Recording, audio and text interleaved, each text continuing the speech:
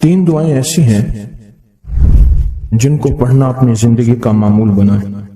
ان کے فوائد، ان کے فضائل، ان کی برکات اور ان کے کمالات زندگی میں بہت زیادہ ضروری ہیں، اور آج کے فتنوں کے دور میں ان کی برکات ہماری زندگی کی، ہمارے دن رات کی اشد ضرورت ہے. حدیث میں آتا ہے جو شخص نماز فجر کے بعد 3 مرتبہ سبحان اللہ العظیم و بحمدہ پڑھیں، سبحان اللہ العظیم و بحمدہ، سبحان اللہ العظیم و بحمدہ، سبحان اللہ العظیم و بحمدہ، جو پڑھے گا وہ 3 بیماریوں سے محفوظ رہے گا.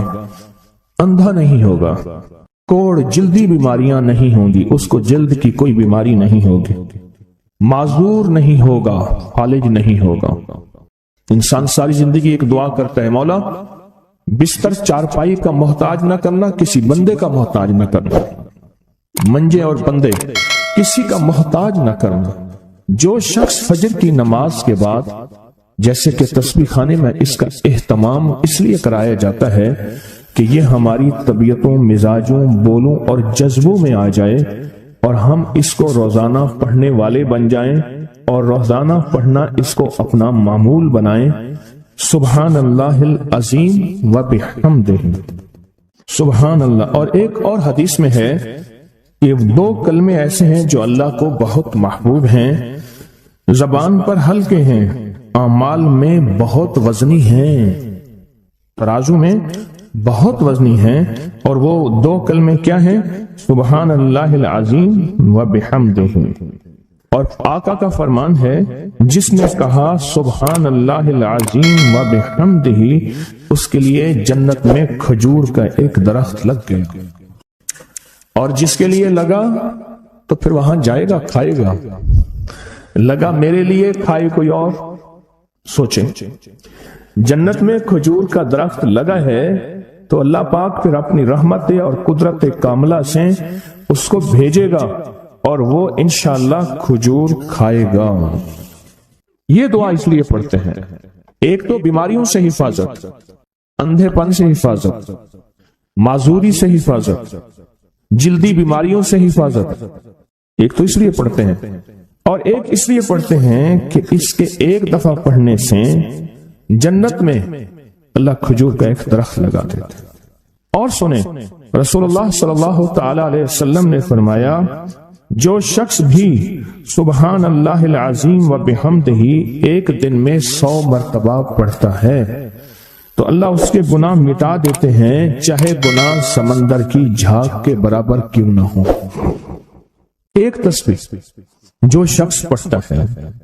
رسول اللہ صلی اللہ تعالی علیہ وسلم ایک مرتبہ صحابہ سے فرمایا، آپ نے فرمایا کہ سبحان اللہ العظیم و بحمدہ 100 مرتبہ پڑھو، جس نے 1 مرتبہ پڑھا اس کے لیے 10 نیکیاں لکھی جائیں گی، جس نے 10 مرتبہ پڑھا اس کے لیے 100 نیکیاں لکھی جائیں گی، اور جس نے 100 مرتبہ پڑھا اس کے لیے 1000 نیکیاں لکھی جائیں گی، اور جو زیادہ پڑھے گا اللہ رب العزت اسے زیادہ عطا فرمائیں گے، اور جو اللہ سے بخشش طلب کرے گا تو اللہ ضرور اس کو بخشش عطا فرمائیں گے اور اللہ اس کو بخش دیں گے. ایسی طاقتور دعا ہم روزانہ رمضان میں بھی اور رمضان کے بعد بھی. تو کون سی دعا پڑھنی ہے آج کے بعد؟ سبحان اللہ العظیم و بحمدہ. کیا پڑھنا؟ یہ دعا روزانہ کو اپنے معمولات میں، اپنی تسبیحات میں، اپنے معمولات میں، اپنی عادت اور عبادت میں شامل کر لیں تو انشاءاللہ فائدہ، نفع اور بہت زیادہ. ایک اور دعا ہم پڑھتے ہیں، اللہم اجرنا من النار. اچھا، اپنی ذات کے لیے اکیلے پڑھیں تو اللہم اجرنی من النار، اگر مجمع کے لیے اکٹھا پڑھیں تو اللہم اجرنا من النار. فرمایا حدیث میں ہے کہ جس شخص آپ ایک دفعہ فجر کی نماز سے فارغ ہوں تو کسی سے بات کرنے سے قبل اللہم اجرنا من النار، اے اللہ مجھے آگ سے بچا لے، پڑھ لیں تو فرمایا اگر اس دن اس کو موت آ گئی تو اللہ اس کو آگ سے بچائے گا. اور جو مغرب کی نماز کے بعد پڑھے گا، مغرب کی نماز کے بعد، تو اللہ پاک اگر اس کو موت آ گئی تو اسی رات اس کو اللہ پاک آگ سے بچائیں گے.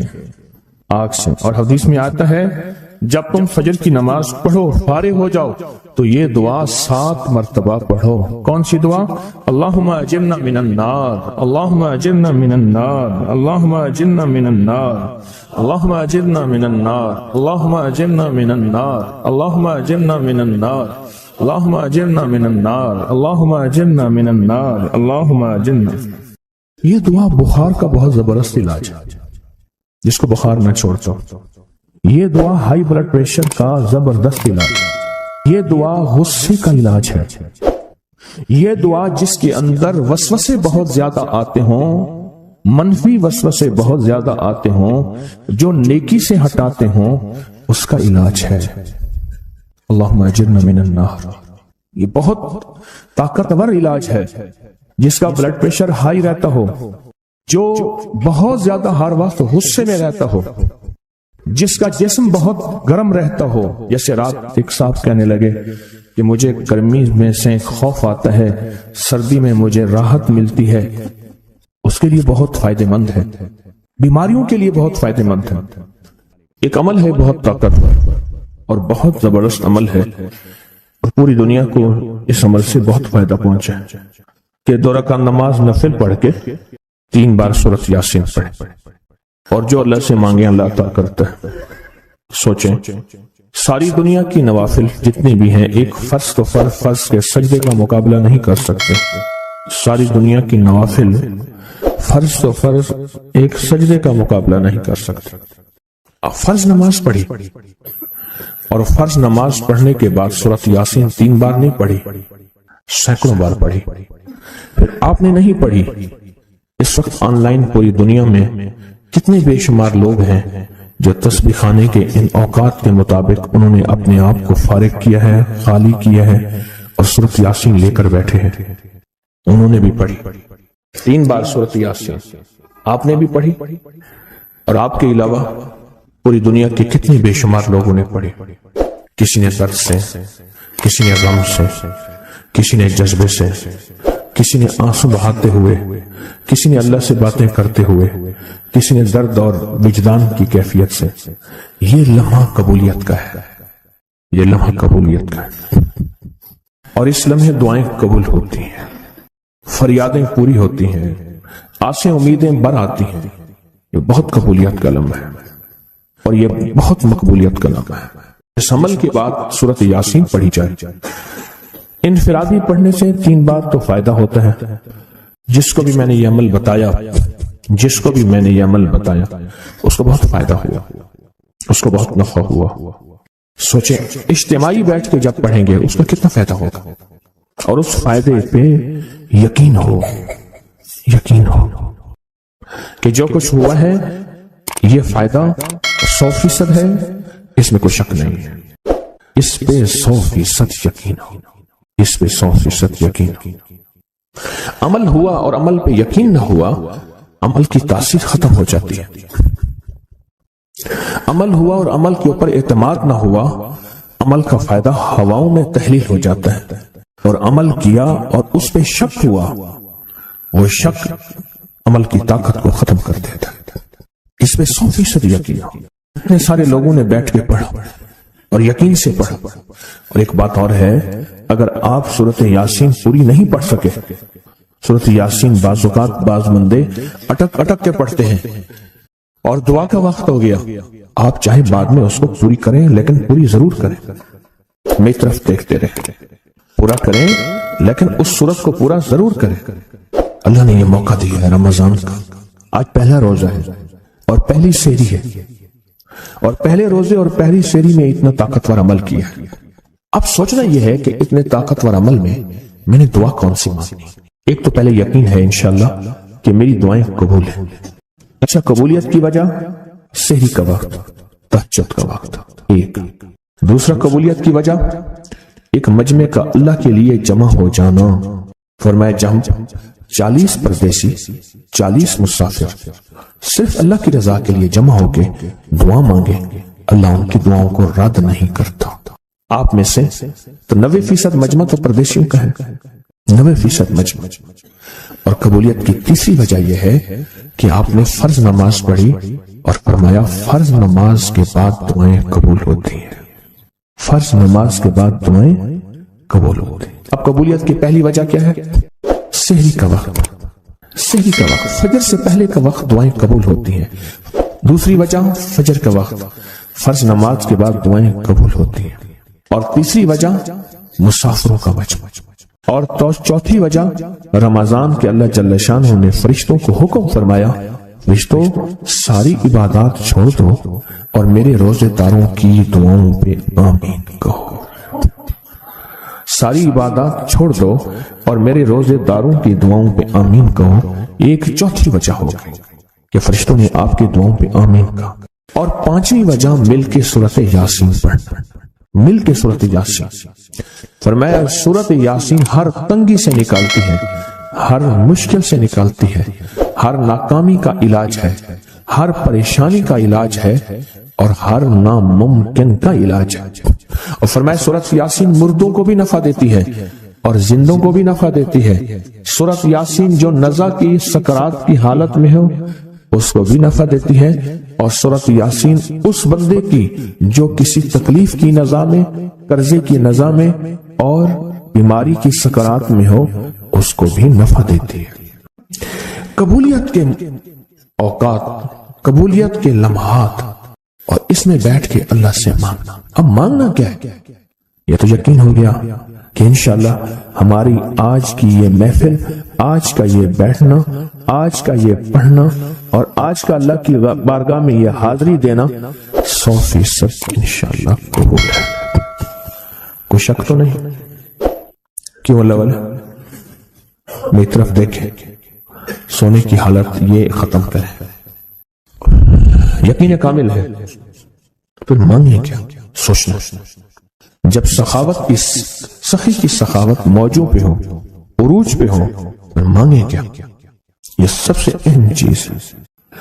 تو وہ چیز مانگیں جو اللہ کے خزانے میں سب سے قیمتی ہے، وہ ہے ایمان، سب سے قیمتی، اور وہ سب کو نہیں دیتا۔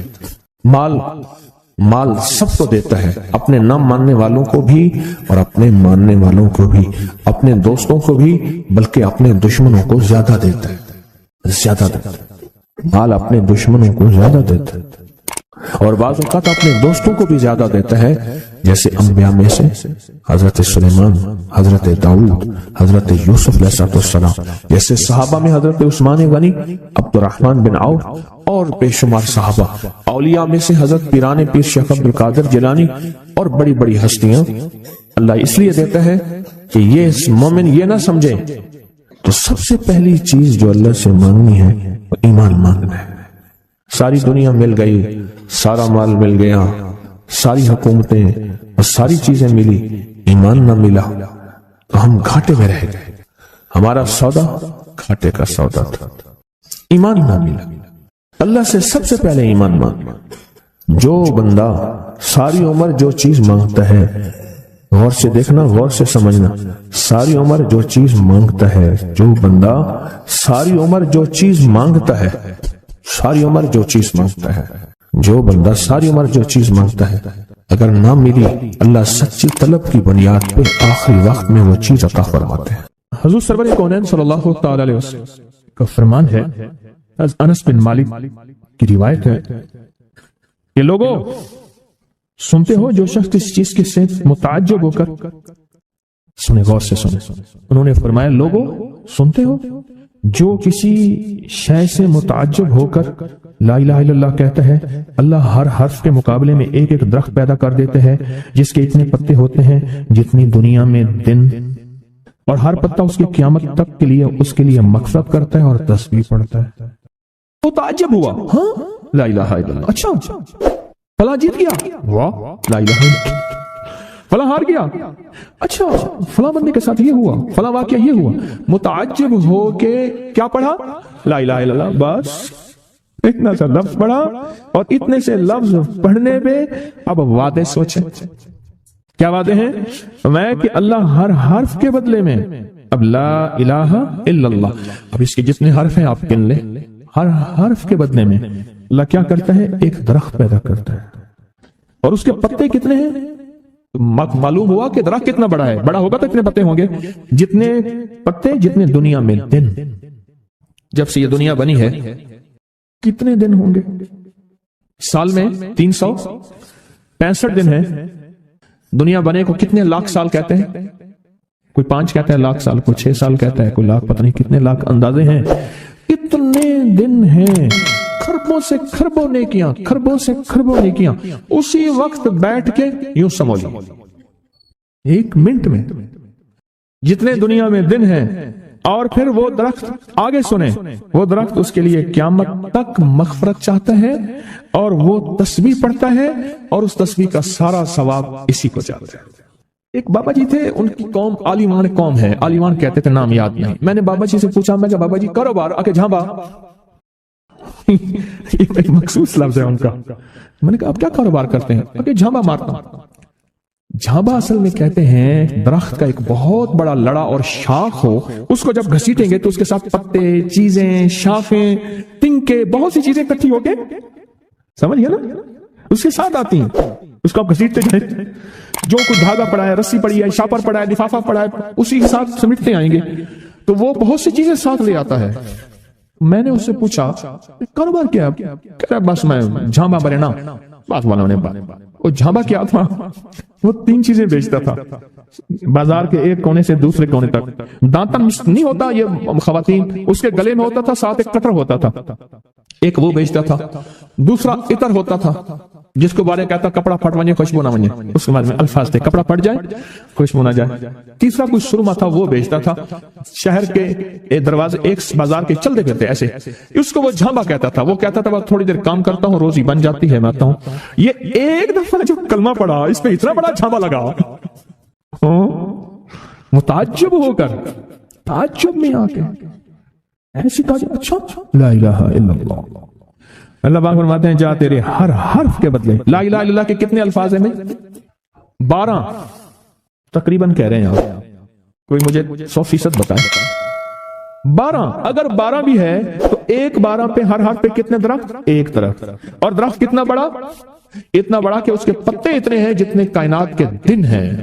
عدد خلقہ ورضا نفسہ وزنۃ عرشہ ومداد کلماتہ، 12 اس کے حرف ہیں۔ تو آپ نے تو بیٹھے بیٹھے کمائی کر لی۔ یہ مومنانہ مزاج ہے۔ مومن چلتے چلتے اپنی آخرت کی کمائی کرتا جاتا ہے، چلتے چلتے اپنی آخرت، اپنی دنیا۔ اچھا پھر ایک اور فائدہ ہوگا، جتنی اس کے لیے درخت پتے تسبیحاں کریں گے اتنا اس کی نیکیوں میں اضافہ ہوگا، اور جتنا نیکیوں میں اضافہ ہوگا اس کی رحمتوں کے یہ نور میں آتا جائے گا، اور جتنا نور میں آتا جائے گا اس کی بلائیں، آفتیں، مصیبتیں ٹلتی جائیں گی۔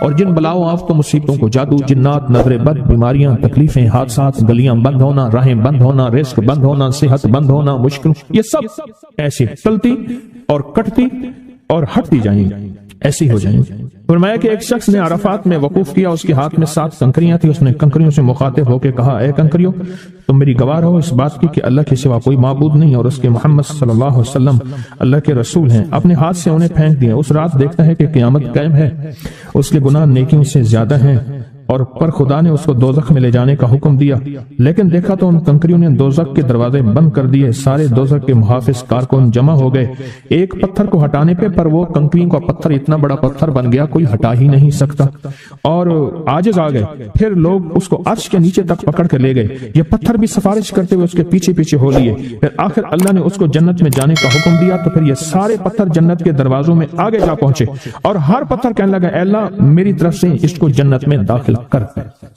ہر پتھر سفارشی بن گیا کہ جو بندہ سارا دن ذکر کرتا ہے، جو درخت ہوتا ہے وہ اس کے لیے قیامت کے دن گواہی دے گا، پہاڑ ہے وہ گواہی دے گا، پتھر ہے وہ گواہی دے گا، زمین ہے وہ گواہی دے گا، حتیٰ کہ یہاں تک فرمایا کہ وہ پہاڑ جھومتا ہے، وہ جگہ جھومتی ہے جہاں اللہ کا ذکر ہوتا ہے اور جھومتی ہے، اور دوسرے پہاڑوں دوسری جگہوں پہ فخر کرتی ہے کہ مجھ پہ وہ بندہ آیا ہے جو اللہ کو یاد کر رہا ہے۔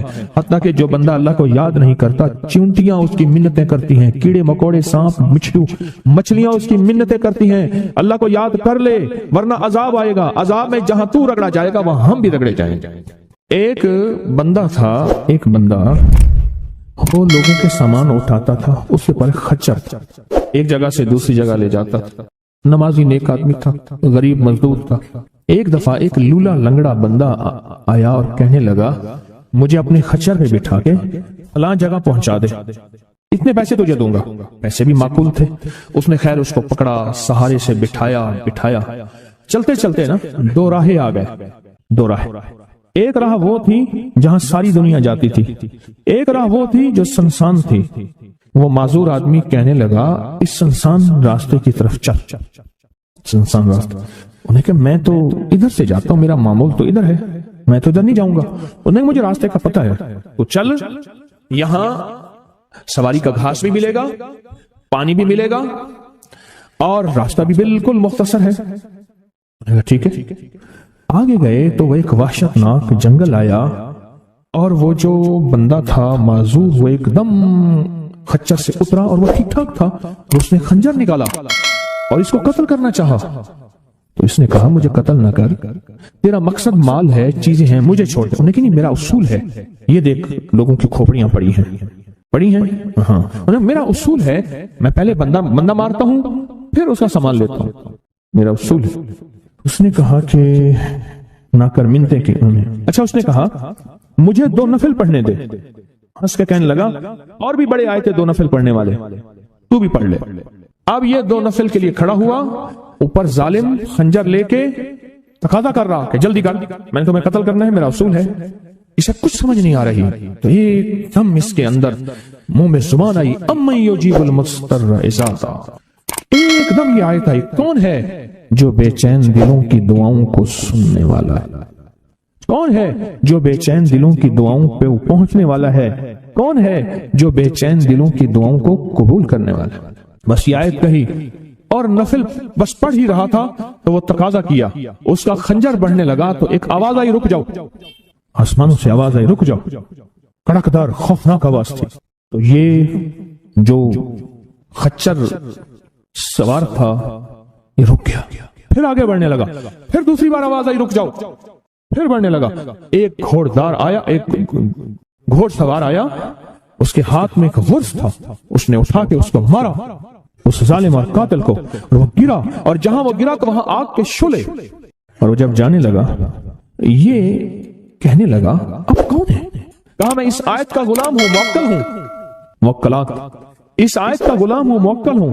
جب اس نے پہلی دفعہ یعنی میں فرشتہ ہوں، پہلی دفعہ اس نے تقاضا کیا، میں 7ویں آسمان پہ تھا، میں نے وہیں سے آواز دی، رک جا۔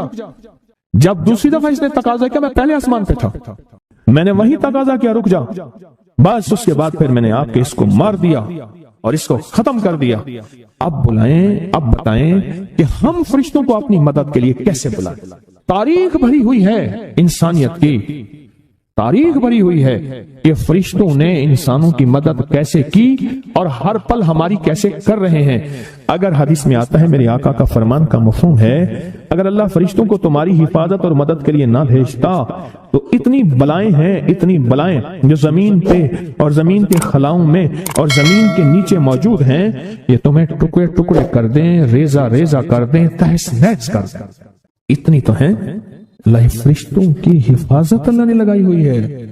اچھا، ڈیوٹی بھی تو پہلے موجود ہے، ایک ہے نا ان کو نئی ڈیوٹیاں دینی، ڈیوٹی تو پہلے موجود ہیں، تو کیوں نہ ان کو ایسا قرب، ایسا تعلق، ایسی ترتیب بنائیں کہ ڈیوٹی پہ تو پہلے سے موجود ہے، وہ ہماری مدد کو آ جائے۔ اللہ نے لگایا ہی ہماری مدد کو ہے فرشتوں۔ اچھا چلو، ہماری مدد اور بتاؤ، ایک اور مدد پہ اللہ، اب یہ فرشتے فارغ ہونے والے ہیں تھوڑے دنوں کے بعد، اللہ کہے گا روزے دار کے لیے سارے فارغ ہو جاؤ۔ اب بتاؤ، میرے روزے دار کے لیے فرشتوں سارے فارغ ہو جاؤ۔ کیوں؟ قیامت کی صبح سے لے کر جب تک کائنات بنی ہے قیامت تک فرشتہ کوئی رکوع میں ہے تو رکوع میں ہے، سجدے میں ہے کوئی تو سجدے میں ہے، قیام میں ہے تو کوئی قیام میں ہے، تسبیح میں ہے تو تسبیح میں ہے، کلمے میں ہے تو کلمے میں ہے، فرشتے لگے ہوئے ہیں۔ اللہ سارے فرشتوں کو فارغ کر کے کہتا ہے فرشتے فارغ ہو جاؤ، یا اللہ کیا کریں؟ میرے روزے دار کی دعاؤں پہ آمین کہو۔ فرشتوں کو اللہ نے فارغ کر دیا، خدمت میں تو ویسے لگے ہوئے ہیں، خدمت میں۔ یہ آج ایک کال پہ مضمون کھلا ہے مجھ پہ، آج کی کال آئی ہے، پتہ نہیں کسی ملک سے آئی ہے، اور انہوں نے کہا کہ آپ کے درس میں میں نے سنا تھا، اور جب بھی مشکل ہوتی ہے فرشتوں کو پڑھ کے ہدیہ کرتا ہوں، میرے کام ہو جاتے ہیں۔ وہاں سے میرا پھر ڈیٹا آنا شروع ہو گیا، ایک کال کی وجہ سے آج کال آئی ہے، ایک کال آئی ہے۔ فرشتوں کو تو اللہ نے ویسے فارغ کر دیا، اور ان قریب یہ روزے داروں کے لیے رمضان آ رہا، ہفتے 10 دن میں، اور دیکھیں پھر فرشتے بالکل فارغ اور خوش قسمت روزے دار، اور اللہ پاک فرمائے گا فرشتے یا اللہ کیا کریں، اور فرشتے ان روزے داروں